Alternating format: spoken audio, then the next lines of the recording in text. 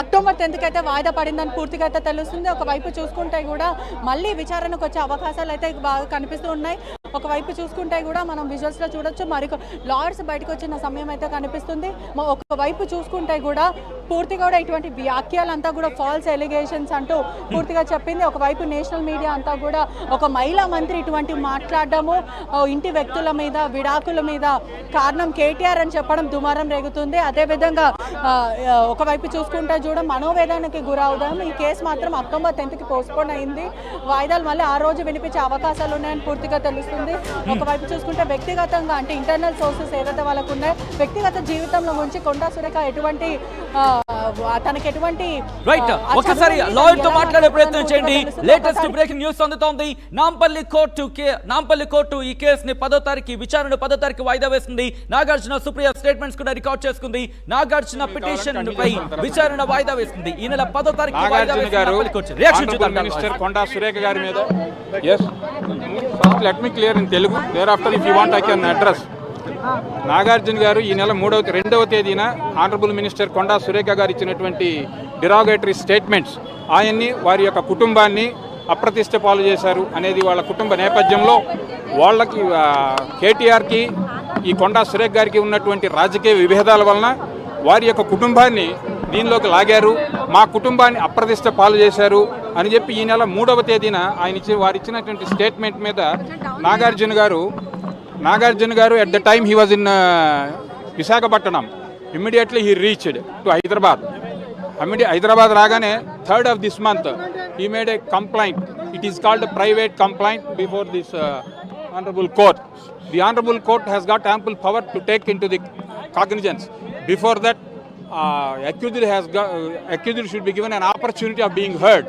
For that వాళ్ళు ఇచ్చేటటువంటి అవకాశం ఉన్నది. ఇంకొక 3వ విట్నెస్ని విచారించాలి.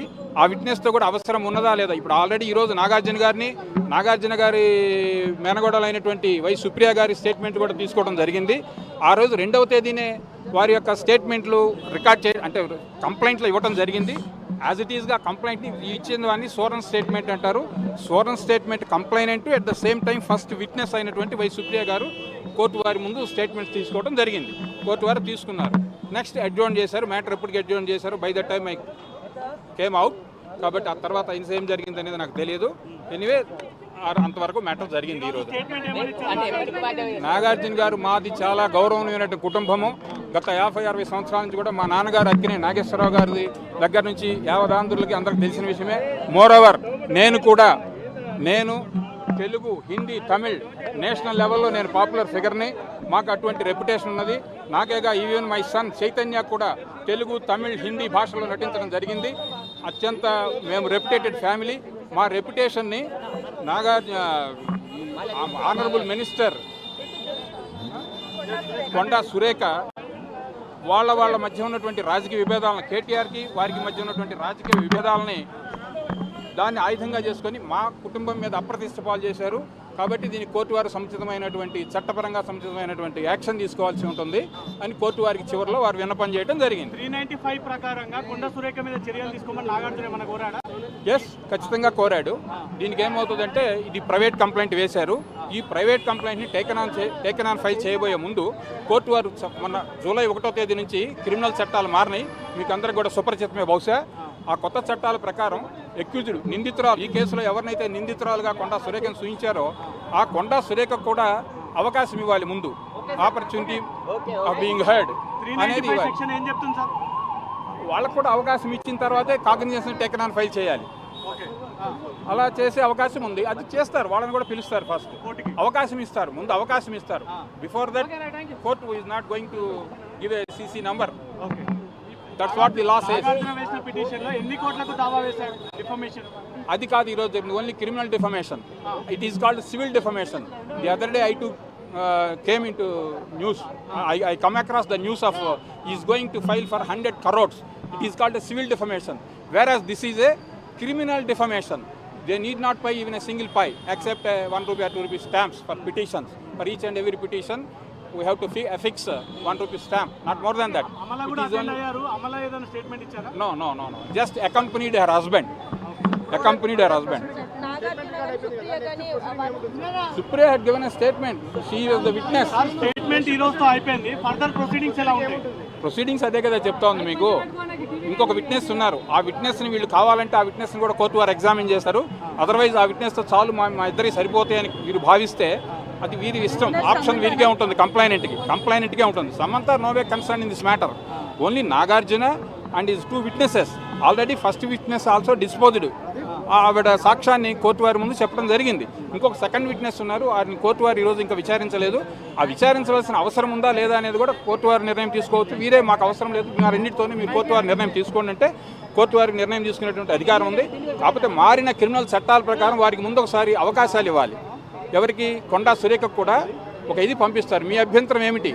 మీ మీద so and so person case file చేశారు, వారి యొక్క రెప్యుటేషన్ మీరు భంగపరిచారని చెప్పి దానికి మీ అభ్యంతరం ఏమిటో తెలుసుకోండి కోర్టు ముందు అని చెప్పి ముందు ఇస్తారు. ఆ ఇచ్చిన తదుపరి మాత్రమే దాన్ని సీసీ నెంబర్ చేస్తారు. అది ప్రజెంట్ ఉన్నటువంటి చట్టం. క్రిమినల్ యాక్టివిటీ జరిగింది అంటే ఏ పోలీస్ స్టేషన్కి ఒకవైపు చూసుకుంటే కూడా మనకు క్లియర్గా కనిపిస్తుంది. మరో విట్నెస్ని కూడా వీళ్ళు విచారించే అంటే స్టేట్మెంట్ రికార్డ్ చేసే అవకాశాలు ఉన్నాయి. ఒకవైపు స్టేట్మెంట్ రికార్డ్ చేసిన తర్వాత అంటే తదుపరి విచారణ అనేది ప్రొసీడ్ అవుతుందని పూర్తిగా తెలుస్తుంది. ఇప్పుడే నాగార్జున మరియు ఇద్దరు విట్నెస్ ఎవరైతే ఉన్నారో దాంట్లో వెంకటేష్ అనే వ్యక్తి రాలేడని పూర్తిగా తెలుస్తుంది. మరోవైపు చూస్తే సుప్రీత, అది వాళ్ళ కుటుంబానికి సంబంధించిన సుప్రీత విట్నెస్ అయితే రికార్డ్ చేశారు. పూర్తిగా కూడా మాది చాలా రెప్యూటెడ్ ఫ్యామిలీ, ఎంతో తెలుగు, హిందీ మరియు తమిళ ఇండస్ట్రీలో పనిచేసాం మేము, ఇటువంటి ఎలిగేషన్ చాలా రాంగ్ అంటూ పూర్తిగా చెప్పడం. మొత్తంగా అయితే మాత్రం ఈ రోజు నాంపల్లి కోర్టును ఆశ్రయించారు హీరో నాగార్జున. తన కుటుంబానికి, తన పరువుకి భంగం వాటిల్లిందంటూ కూడా కోర్టు మెట్లెక్కింది అక్కినేని కుటుంబం. విజువల్స్ మీరు చూస్తున్నారు. ఈ నేపథ్యంలోనే ఇటు అక్కినేని కుటుంబానికి సంబంధించి స్టేట్మెంట్ ఇవ్వడం జరిగింది. అక్కినేని కుటుంబంతో పాటు సుప్రియ విట్నెస్ లో ఉన్నారు. సుప్రియ ఆమె కూడా తన స్టేట్మెంట్ ఇచ్చారు. ఇంకొక విట్నెస్ కి సంబంధించి కూడా స్టేట్మెంట్ ఇవ్వాల్సి ఉంది. బట్ అది కోర్టు పరిధిలో ఉంటుంది. అంటే ఇవ్వచ్చు, ఇవ్వకపోవచ్చు, ఇవ్వాలా వద్దా అనేది కోర్టు నిర్ణయిస్తుందంటూ కూడా లాయర్ చెప్పిన సందర్భాన్ని చూసాం. నాగార్జున చేసిన స్టేట్మెంట్స్, నాగార్జున ఇచ్చిన స్టేట్మెంట్ కి సంబంధించి కూడా ఇక్కడ లాయర్లు చెప్పడం జరిగింది. తమ కుటుంబం, పరువు గల కుటుంబం, దాదాపు 50 ఏళ్ల నుంచి తమ నాన్నగారి నుంచి అంటే నాగేశ్వరరావు గారి నుంచి కూడా మేము ఇటు ప్రామినెంట్ ఫిలిం ఇండస్ట్రీలో ఒక ప్రామినెంట్ ఫిగర్స్గా ఉన్నాము. దాంతోపాటు ఇటు జాతీయ అంటే దేశవ్యాప్తంగా కూడా తమకు మంచి పేరుంది. ఇటు తెలుగులో కావచ్చు, తమిళ్లో కావచ్చు, అంటే దక్షిణాదిలో కావచ్చు, అలాగే హిందీలో కూడా తమకి ఒక మంచి పేరు ప్రఖ్యాతలు ఉన్నాయంటూ కూడా చెబుతూనే కేటీఆర్కు, కొండా సురేఖకు రాజకీయ విభేదాల కారణంగా తమల్ని మధ్యలోకి లాగడం కరెక్ట్ కాదంటూ కూడా ఈ అంశాన్ని తీసుకొచ్చారు. అలాగే ఇప్పుడు క్రిమినల్ చర్యలు తీసుకోవాలంటూ కూడా కోర్టు దృష్టికి ఆయన విజ్ఞప్తి చేసినట్టుగా లాయర్ చెప్పిన సందర్భాన్ని చూస్తాం. అయితే కొండా సురేఖకు ఇప్పుడు కోర్టు అవకాశం ఇవ్వబోతోందనేది లాయర్ చెప్తున్నారు. మరి ముఖ్యంగా కొండా సురేఖ తన అభ్యంతరాన్ని వ్యక్తం చేయొచ్చు, తనకు కూడా ఒక అవకాశం ఉంటుంది. తన వాదన కూడా కోర్టు ఇప్పుడు తీసుకోబోతోంది, తన వెర్షన్ కూడా ఇప్పుడు వినబోతోంది కోర్టు అంటూ కూడా చెప్తున్నారు. సో ఇది మొత్తంగా అయితే మాత్రం ఈరోజు నాంపల్లి కోర్టు దగ్గర అయితే మాత్రం హై టెన్షన్ వాతావరణం నెలకొందనే చెప్పుకోవాలి.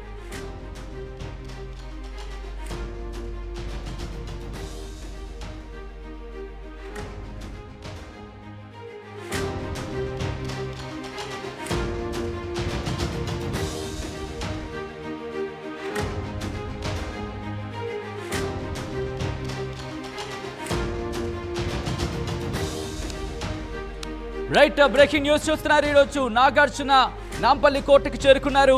నాంపల్లి కోర్టు ఈరోజు నాగార్జున స్టేట్మెంట్ ని రికార్డ్ చేసుకుంది. నాగార్జునతో పాటు సుప్రియ స్టేట్మెంట్ ని కూడా రికార్డ్ చేసుకోవడం జరిగింది. అమల అక్కినేని, అలాగే అక్కినేని నాగ చైతన్య వీళ్ళు కూడా అక్కడికి వెళ్ళడం జరిగింది. సో ఈరోజు పూర్తిగా ఆ స్టేట్మెంట్ రికార్డ్ చేసుకుంది. ఈరోజు స్టేట్మెంట్ రికార్డ్ చేసుకున్న తర్వాత మంత్రి కొండా సురేఖ కూడా తన వర్షన్ వినిపించే అవకాశం కోర్టు కల్పించబోతోంది. ఆ తర్వాత ఈ అంశానికి సంబంధించి కేసు ముందుకు వెళ్ళే అవకాశం ఉంది. అయితే 10వ తారీఖు విచారణ వాయిదా వేస్తుంది.